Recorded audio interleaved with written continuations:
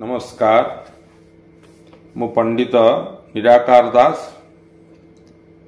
आगामी 15 तारिख 16 तारिख 17 तारिख महाप्रभुंकर नीलाद्रि महोत्सव जीवन रे दुईटी कथा गोटे कथा होची घर तैयारी करिबा आउ गोटे कथा होची विवाह हेबा। तो यथा देहे तथा देवता जेमिति आम मानकर शरीर सेमिति महाप्रभुंकर मध्य शरीर जेमिति आमे दांत घसुचे चा पीऊचे जलिखिया खाऊचे मध्याह्न भोजन खाऊचे रात्र भोजन खाऊचे संध्या भोजन खाऊचे रात्र रे सोऊचे सेही भली भावरे महाप्रभु सकाळू संध्या बा रात्र पर्यंत 5 अवकाश 5 धूप महाप्रभुंकर अनुष्ठित होइथाए। तो सेथिरे से 5 थर तांकर पोशाक परित्याग करती पुनराय पोशाक धारण करती पुणी खाती पुणी पोशाक धारण करती बेश हुंती एमिति दिन को प्रतिदिन 5 थर महाप्रभुंकर बेश होता है।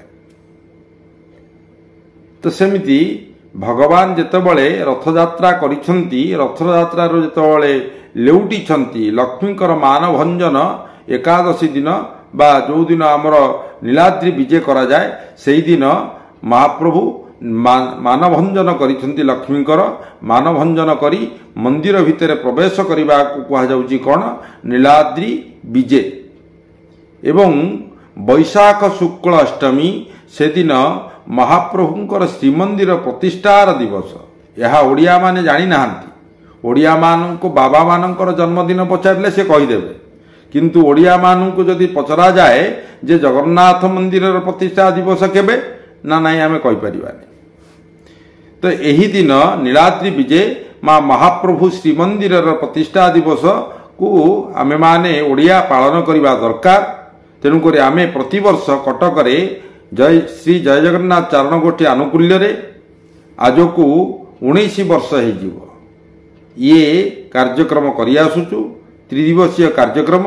ये कार्यक्रम 16 तारिख दिन 15 तारिख दिन महाप्रभुंकर आज्ञामाला पुरी आसीबो सेही दिन नीलाद्रि विजय नीलाद्रि महोत्सव से दिन आमर महाप्रभुंकर आज्ञामाला हृदपल्लव आसीबे एवं पुरीघाट स्थित कटक पुरीघाट स्थित सेठू नाम संकीर्तन रे महाप्रभु को नहीं रघुनाथ जी मंदिर रे स्थापन करा जिवो। सामूहिक हनुमान चालीसा विष्णु सहस्त्र नाम पाठ करा जिवो विश्वर मंगल पाई।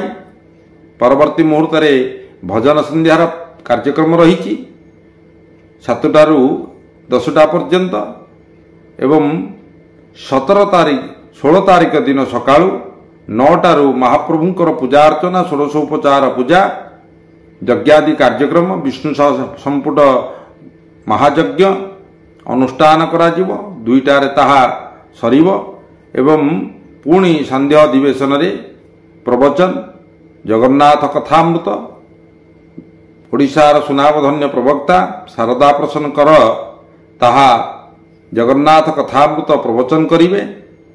एवं 17 तारिख दिन कुनी कुनी पिलामान को नहीं एक भजन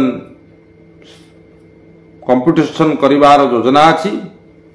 एवं संध्या 7 घटिकारे पुनराय जगन्नाथ कथामृत प्रवचक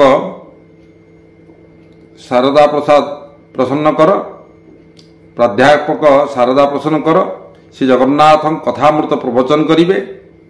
एवं एथिरे अनेक जगन्नाथ प्रेमी जगन्नाथ भक्त योगदान करिवे एवं अनेक श्रोता मध्य एठारे पदार्पण करिवे। तेणुक आपण मानू आमे आम अनुष्ठान तरफ निमंत्रण करूचु आपण माने बहु संख्यार योगदान करंतु। जगन्नाथ बिना निस्तार नाही भागवत बिना विस्तार नाही। आमर लक्ष्य घरे घरे भागवत घरे घरे जगन्नाथ यह आमर ओडिशा देश। तेणुक भारत कथा तो आमे कहि परिबा नाही किंतु ओडिशा रे प्रत्येकटी घरे भागवत रहिबा निहाती आवश्यक जगन्नाथ रहिबा निहाती आवश्यक। जय जगन्नाथ।